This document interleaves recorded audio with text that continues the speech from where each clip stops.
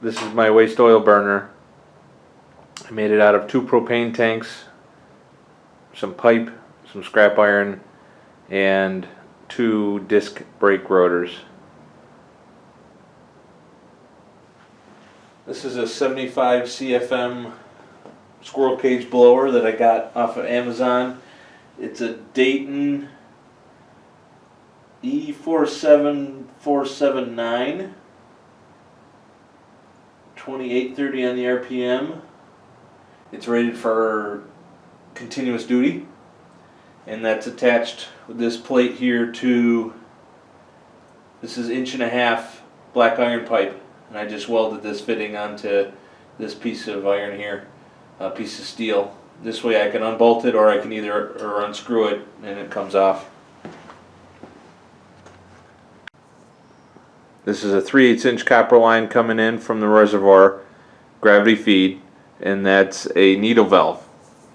That way I can control the flow of how much oil drips in.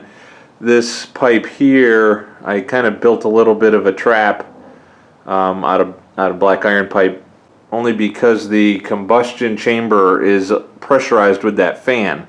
So I didn't want the flame to come up out of this pipe. So it won't do that, because this is actually filled with oil in here. And as you drip more in, it just kind of trickles down this pipe. And this pipe hangs into the center here about a couple inches, and then it drips down into the combustion chamber. So on the bottom there's 2 disc brake rotors, solid brake rotors. One of them is welded to the bottom of the propane tank, and the one that's held on by 2 vice grips there, that's removable, and that's so I can clean the ash and stuff out of the burn chamber. I have not figured out yet what I want to do with, how to hold that bottom one on other than those 2 vice grips. That works okay. And then this piece of angle iron here is just a handle, so I can put those on. I put that bottom one on a little bit easier. And then the 3 legs are just angle iron that I welded onto the propane tank. Up top here, this piece of 1/4 inch steel is just the lid that I put on. I light it by feeding a little bit of kerosene down through the top here, and it drips down into the burn chamber. But once it's running, I put this piece of steel up, and that blocks it off and everything, and then goes up the chimney.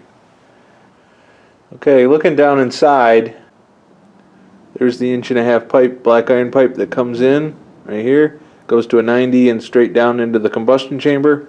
And then this pipe right here, that's the oil feed tube that comes from the outside. Goes right in and drips down. Okay, this is the bottom brake rotor I took off. You have to take that off to clean out the ash.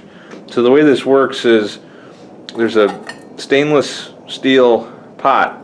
I cut the bottom off a pot that fits in here nice.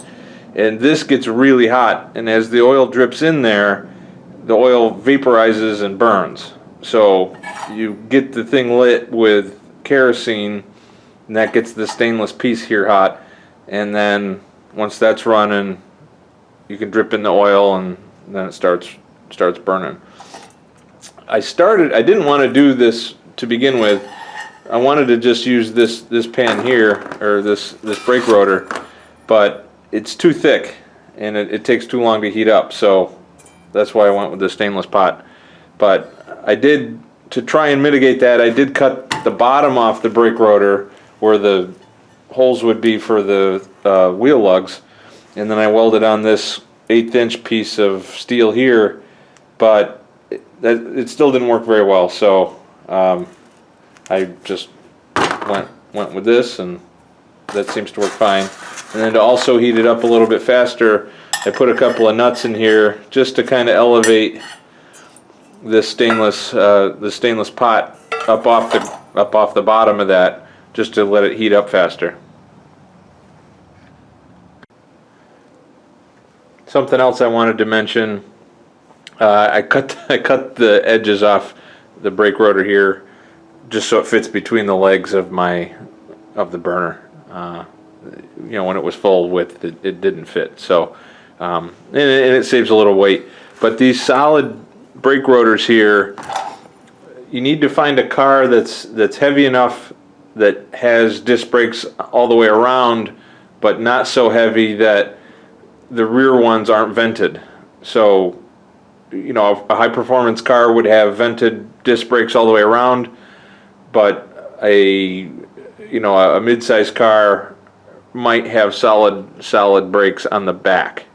So these are off of a Daewoo. Actually, I got them off of rockauto.com, actually pretty cheap, but you got to have a solid one if you're going to use the squirrel cage blower, because it's all got to be sealed for it to work properly.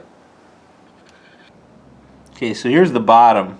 This is the other brake rotor that's welded to the bottom of the propane tanks, and I cut the whole center of it out and welded it on. But this is the 1.5-inch pipe that comes down with the blower, and I welded a cap on the bottom so no air comes out straight down.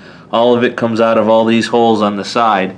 Those are 3/16 holes. Let me see if I can get a better 3/16 holes, and they're all the way around, and they go up about 2 inches from the bottom or so. Okay, so this is just the quick and dirty reservoir that I use.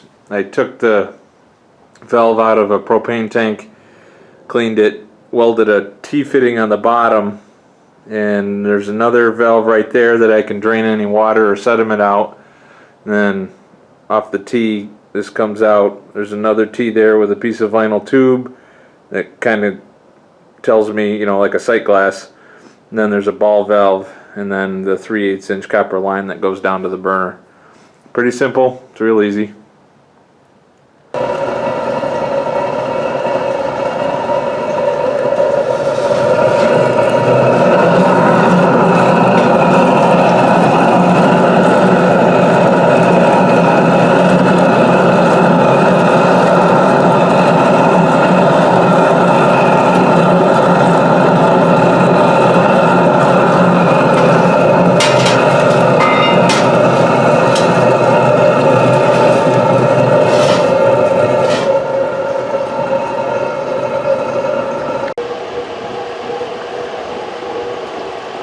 This is how fast the oil's flowing in.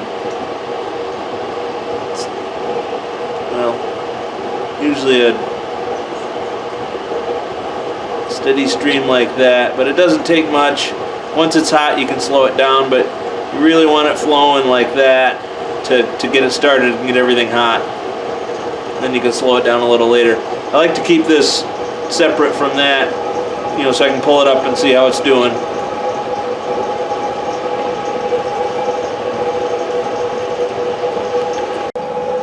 So that's pretty much it. It's running. You really don't have to pay too much attention to it once it's going.